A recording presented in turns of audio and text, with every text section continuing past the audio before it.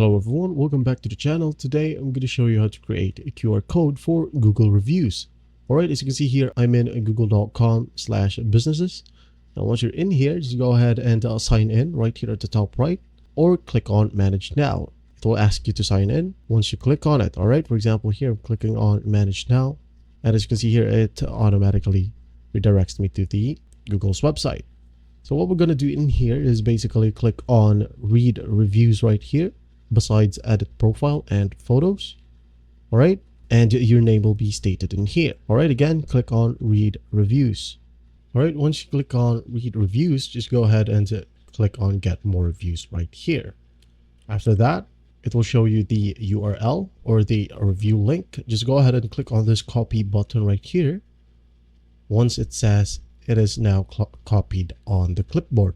All right, once you have your link ready, go ahead and open up your browser again and go to Canva, canva.com. In here, just go ahead and click on Create a Design, then go to Custom Size. In units, instead of pixels, use a centimeter right here. Then use 2 and 2. After that, simply click on Create New Design. All right.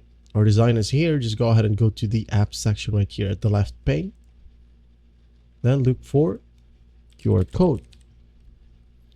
Click the first one and click this one right here with a QR code image. All right, as you can see here, it is added on my apps section. Just go ahead and click on it and it will ask you for a URL or link. All right, as you might remember, you have copied the link earlier. Just go ahead and right click in this box right here, then hit on paste.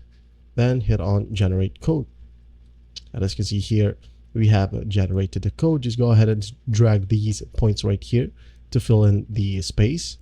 Once done, go ahead and click on Share, Download, save it to PNG or JPG if you want to, and then simply hit on Download.